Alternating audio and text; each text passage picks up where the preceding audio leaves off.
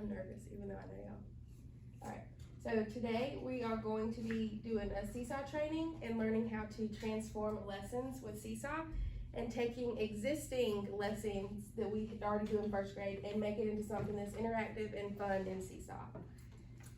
Alright, so to start with the learning outcomes. So the outcome of this training is that you'll be able to provide multimodal directions, which is by either creating a video for directions, by recording your voice, using a picture. You'll be able to provide those type of directions and resources to support student learning, as well as being able to create and edit lessons into interactive Seesaw activities. And that's what the activity that we're going to do today is.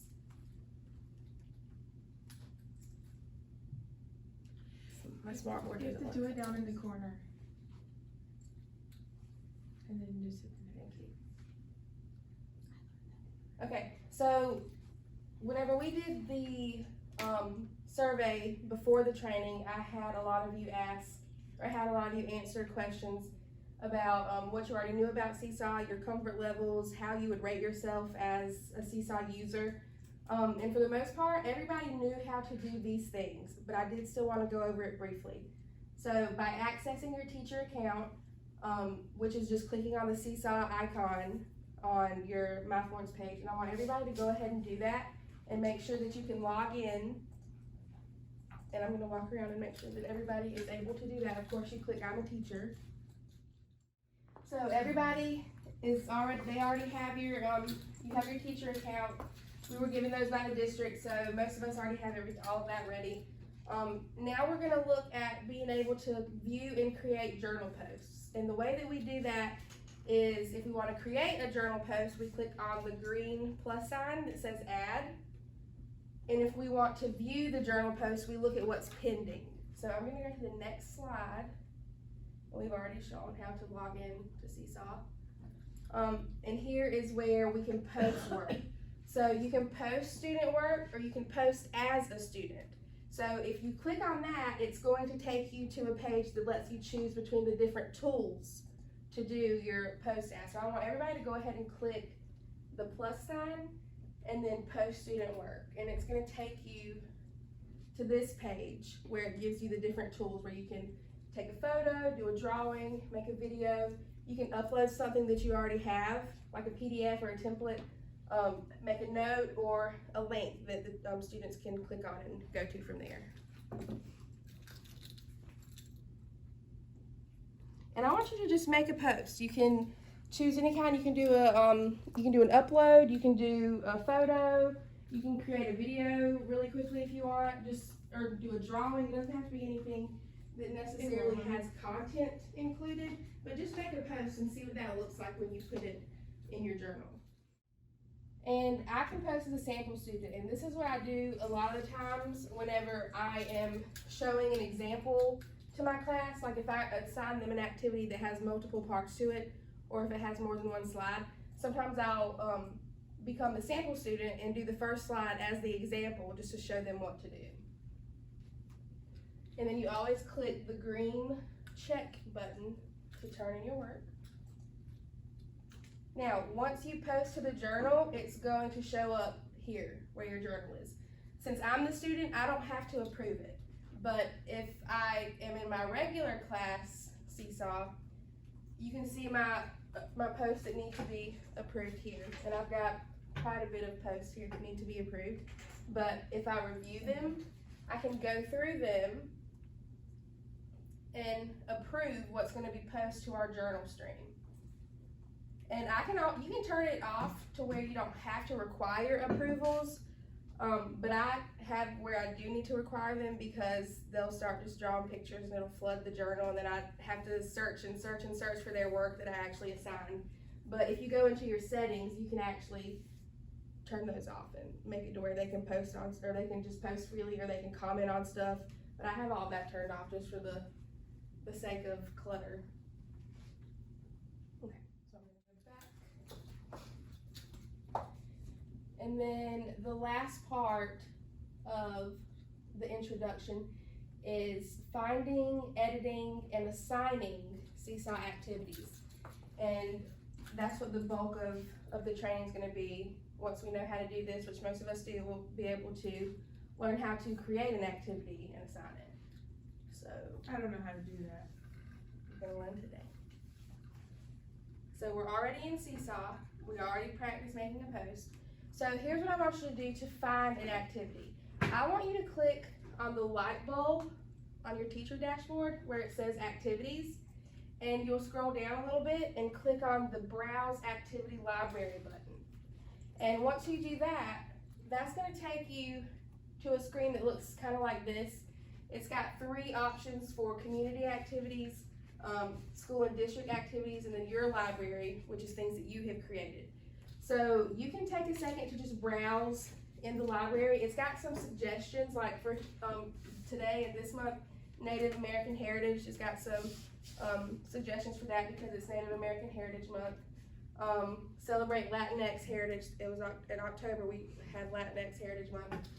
And then down here is some Thanksgiving activities. If you type in a keyword, it'll take you to activities like that. You can also filter it by grade, and you can filter it by subject.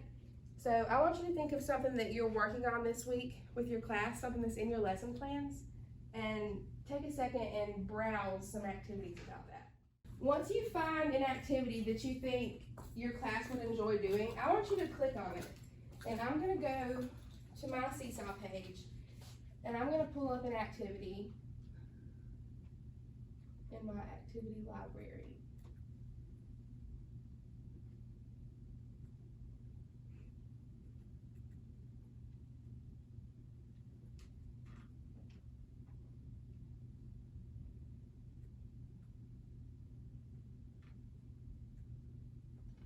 So I really like this activity right here because we're talking about maps this week, and it's got some of the key vocabulary words that my class needs to work on.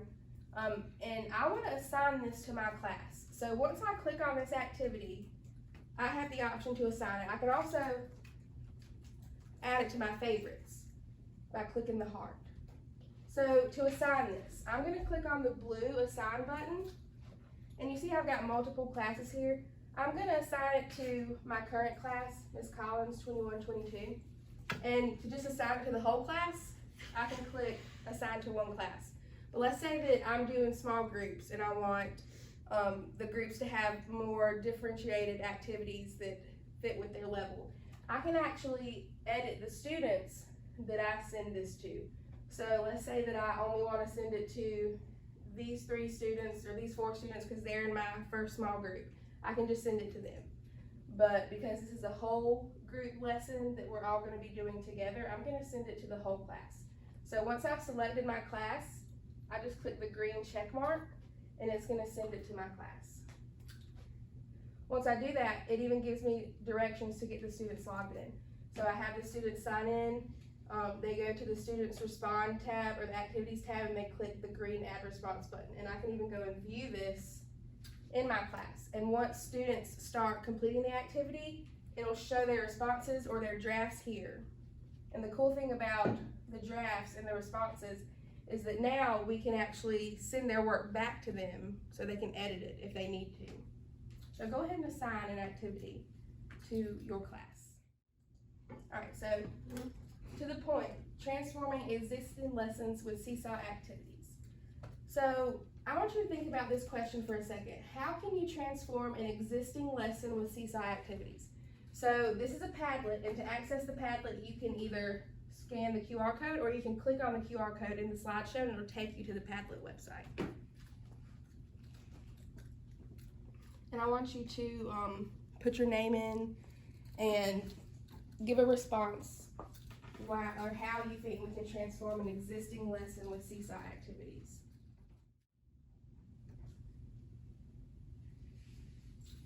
All right, so we've already got some answers popping up.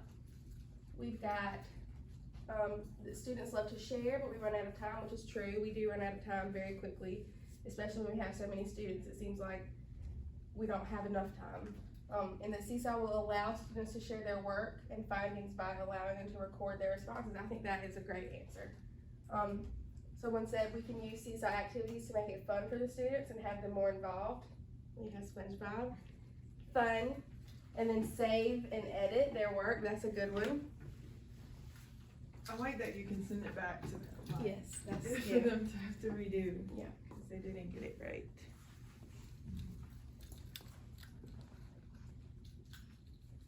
Well, someone said differentiate instructions, which is a really good point. With all the different options when creating an activity, you can really make it specific to a student's needs. So if a student needs to hear it rather than see it in text, you could record it for them. Someone said give students multiple opportunities to improve their work. That's a really good one. Saves paper, yes. Yes. Make it in Spanish, that's a good one for our immersion program. And keeping a portfolio of student work, that's a really good one. I really like looking at the portfolio from the beginning of the school year versus the end of the school year, because at the beginning it looks like sometimes a bunch of just scribble while they're trying to learn how to use it. But at the end, like, they really start to become accustomed to the features and really making their work look good. Okay, so let's go back. All right, so we're gonna be creating a new activity from our library. And to do that, we go back to our Seesaw activity library button that I showed you. Once you click on the light bulb and you scroll down, it lets you go to the activity library. So I want you to go back to your activity library, and then you can click on My Library and create a new activity. And I want everyone to click that and then get to this page where it's allowing you to create a new activity. I'm going to a Seesaw activity, and I see all of you have your lessons with you. So your goal is to create a new and engaging Seesaw activity using an existing lesson. And I'm going to model this really quickly just by taking this worksheet and a few pieces of it and making it into a Seesaw activity. So here I have a worksheet that we have done before. It's a noun sort. It's got the categories, person, animal, place, or thing, and then it's got some pictures down here where we ask the students to cut and paste them into the correct category. So I can take this and create something in Seesaw with it. Now I'm going to go to my activity library, and I'm going to create an activity, and I'm going to name it noun sort. Now I will put instructions in here, but for the sake of time I'm not going to. But this is where you can put your instructions, or you can click here to add voice instructions, or you can click the plus sign to add multimedia instructions, or an example like a PDF or a link to a video. But what I'm going to do is add a template for student responses. And I'm going to make it out of a drawing, just because that's what's going to be easiest for me. And I'm going to create some categories. So, and you can of course make this prettier, but for the sake of time I'm just going to do it quickly. So my worksheet or my activity is going to be about nouns, and then I'm going to have my categories: person,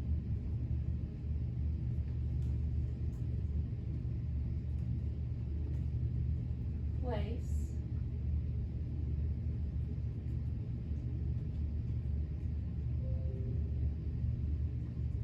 thing,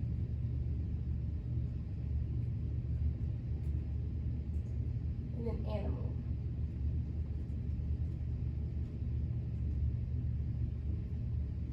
Now, this gives me the option to add anything I want to it. I can add voice to this, I can add a link, I can add a background,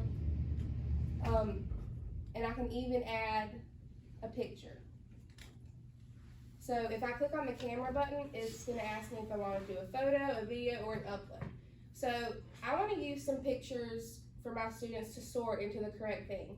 So if I have some pictures on my computer, I can use that, but I like to look at the clip art in Google.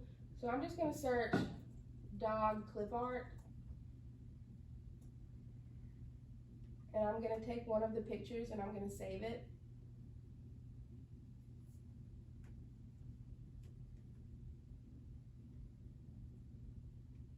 And then when I go back to my Seesaw page, I can upload it to be manipulated by my students by clicking on the photo button, upload.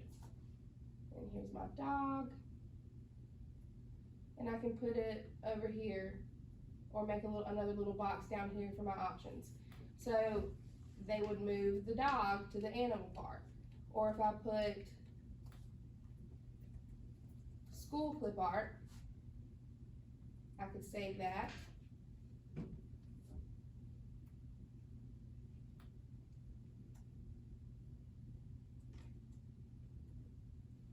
And then go back to my Seesaw and click on the camera and upload. There's my school.